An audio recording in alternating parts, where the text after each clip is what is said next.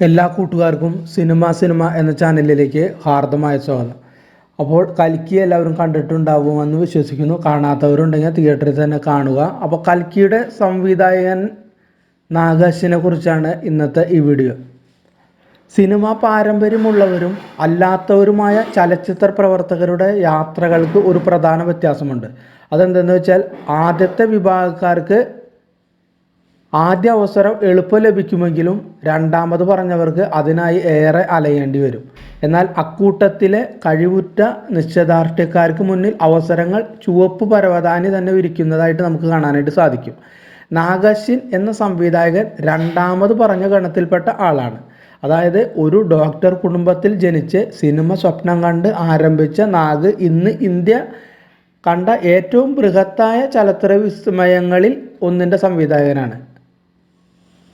അതാണ് നാഗേഷ്. അതായത് ഇന്ന് തിയേറ്ററിലെത്തിയ ബ്രഹ്മാണ്ഡ ചിത്രം കൽക്കിയുടെ സംവിധായകൻ.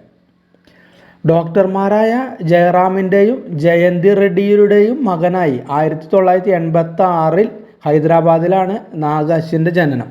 സഹോദരി നിഖില റെഡ്ഡി അച്ഛനമ്മമാരുടെ വഴി തന്നെ സ്വീകരിച്ചപ്പോൾ സിനിമയായിരുന്നു നാഗിൻ്റെ സ്വപ്നം. മണിപ്പാലിൽ നിന്ന് മാസ് കമ്മ്യൂണിക്കേഷനിൽ ബിരുദം നേടിയ നാഗിൻ്റെ സിനിമ ആഗ്രഹങ്ങൾക്ക് അച്ഛനമ്മമാർ എതിര് നിന്നില്ല. സാമ്പത്തിക സാഹചര്യങ്ങൾ കൂടി അനുകൂലമായതോടെ ന്യൂയോർക്ക് ഫിലിം അക്കാദമിയിൽ ചലച്ചിത്ര സംവിധാനം പഠിക്കാൻ സാധിച്ചു. എന്നാൽ സഹസംവിധായകനായി 7 വർഷത്തോളം പ്രവർത്തിച്ചതിന് ശേഷമാണ് അദ്ദേഹം അരങ്ങേറ്റ ചിത്രമായി ഇപ്പോൾ നമുക്ക് മുമ്പിൽ എത്തിയിരിക്കുന്നത്. നേനു മീക്കു തെലുസ എന്ന ചിത്രത്തിലൂടെ അജയ് ശാസ്ത്രിയുടെ സഹസംവിധായകനായിക്കൊണ്ടാണ് നാഗേഷിൻ്റെ ടോളിവുഡ് പ്രവേശനം. പിന്നീട് തെലുങ്കിലെ പ്രമുഖ സംവിധായകർ ശേഖർ കമ്മുലയ്ക്കൊപ്പം 2 ചിത്രങ്ങളിലും സംവിധായകനായി പ്രവർത്തിച്ചു. ലീഡർ, ലൈഫ് ഈസ് ബ്യൂട്ടിഫുൾ എന്നിവയായിരുന്നു ചിത്രങ്ങൾ. ഈ ചിത്രങ്ങളിലെല്ലാം ചെറിയ റോളുകളിൽ ക്യാമറയ്ക്ക് മുന്നിലും പിന്നിലും പ്രത്യക്ഷപ്പെട്ടിട്ടുണ്ട് നാഗേഷ്. നാനിയെ നായകനാക്കി ഒരുക്കിയ കമ്മിങ് ഓഫ് ഏജ് ഡ്രാമ എവടെ സുബ്രഹ്മണ്യത്തിലൂടെ 2015 നാഗേഷിൻ്റെ സംവിധാന അരങ്ങേറ്റം.